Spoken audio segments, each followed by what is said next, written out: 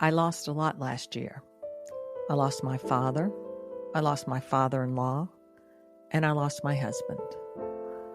While it's hard to lose someone you love, I think it's even harder to lose the ones where we feel responsible for their care. All of these people depended on me at some level for their care. My father had Parkinson's for the last 25 years, and while my mother lived with him and my sister lived closer than I did, I spent a good amount of time every week on the phone with my mother and my sister trying to help. Parkinson's is a slow disease that takes away so much from the one who's living with it. Parkinson's slowly chips away at their independence and their ability to live their life the way they choose. However, I must say, my dad handled it pretty well. He never complained, not once in the 25 years he lived with Parkinson's. It was one of the most inspirational approaches to life I have ever witnessed. Being inflicted with a life-altering, fatal disease, and yet still making the most of every day. But that's just who he was. He didn't complain. He took what came his way, and he did the best he could to make a great life. He was a happy person until the day he died, and he died peacefully in his sleep, in the bed, laying next to my mother. She always said he would die laying in the bed next to her, and you know, that's exactly what happened. My father passed away in January of 2024, and I was fortunate enough to have spent a decent amount of time with him in the weeks before. I can still see his huge smile when I walked in the door. He'd be sitting in a chair because he really couldn't move all that much at this point. And he'd look up, see me, and get the biggest smile on his face as I walked over to give him a kiss. As much as I grieve his loss, what remains with me is that beautiful smile. Not just smiling with his mouth, but with his eyes, the really telling smile of how happy he was to see me. I'll never forget that smile that was just for me. Later, in 2024, my father-in-law would pass away. He was 90 years old, living with Alzheimer's, and had gotten more and more unsure of his surroundings. We'd moved my mother and father-in-law 16 years ago, 3 miles down the street from us. So the expectation was that we would be close enough to them when they grew older and needed help. With the onset of COVID, they stopped leaving the house, plus his dementia was starting back then. We tried to keep them safe and healthy during COVID, but that also really stopped most of their going out, and they really never picked it back up again. They stopped driving around then as well. My mother-in-law, also 90, was my father-in-law's primary caregiver. We did have some part-time care in the house to help as well. I managed and drove them to doctor's appointments, grocery shopping, hair appointments, and the like. Dementia caregiving is a very difficult journey, and it's even more difficult if you're a 90-year-old woman dealing with someone who's not interested in eating, won't get in the shower, often doesn't know who you are, and just wants to go home, even though that's where they are. As 2024 progressed, my father-in-law's sundowning in the afternoons fueled his fear of not knowing where he was and not knowing who we were. He ate less and he slept more. I still don't know how much of what took him was dementia versus just old age, but it got really difficult at the end. I spent a lot of time at their house making sure he took his medication, helping move him from a bed to a chair and back to the bed, and generally trying to make his life as enjoyable as possible.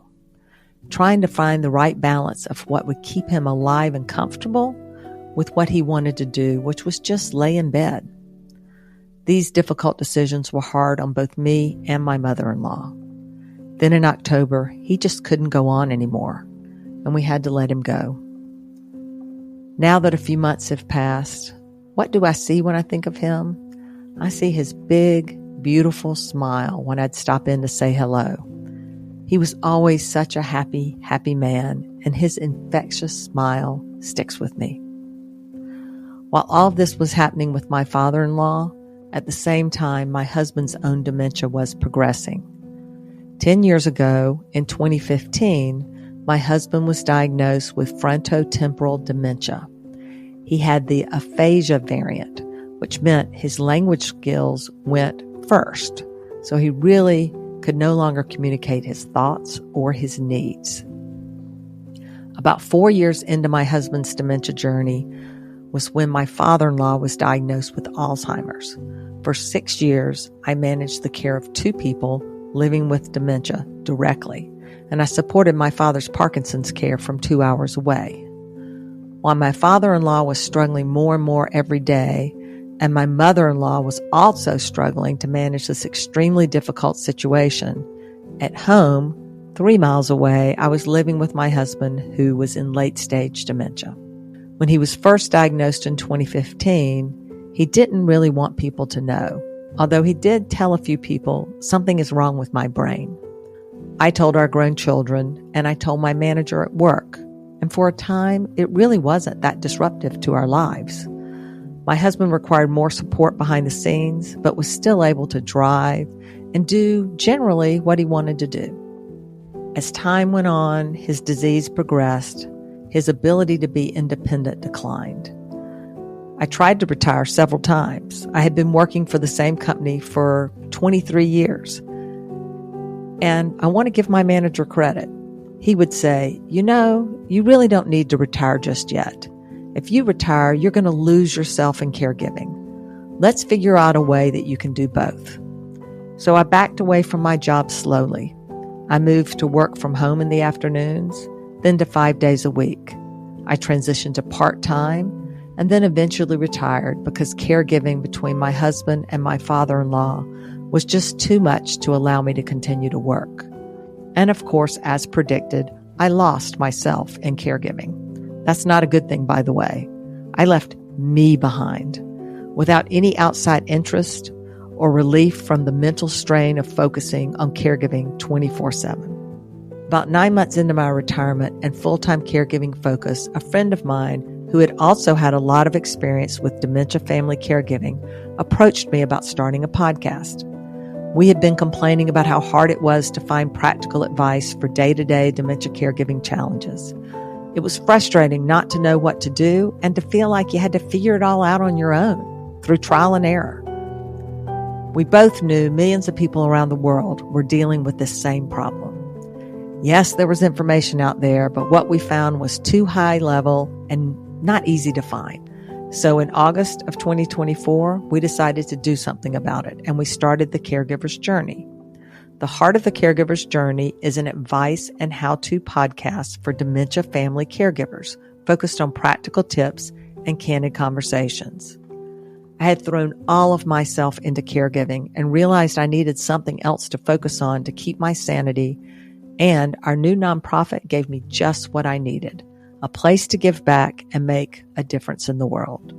Something positive coming out of this very difficult situation.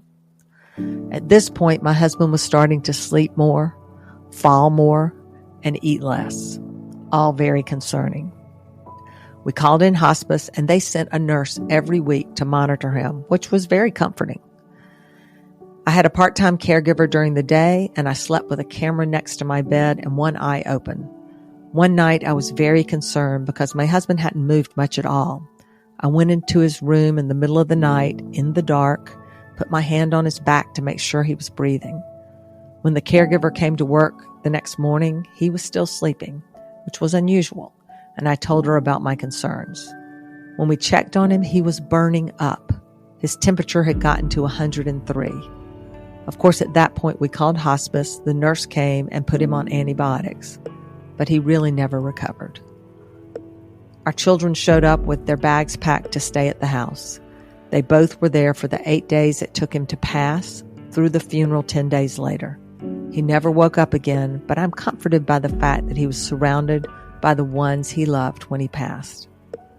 After an almost 10-year battle with dementia, that's how I lost my husband in December of 2024. It took me 6 months before I was able to let go of the anger I had about how unfair his life was, how he got shortchanged, dying at barely 69 and living with dementia for the last 10 years of his life. But now I'm there. And you know what I see when I think of him? I see the huge smile on his face when I came in the door. I feel him holding my hand and looking at me like I was the love of his life, so happy to see me and so glad I was home with him.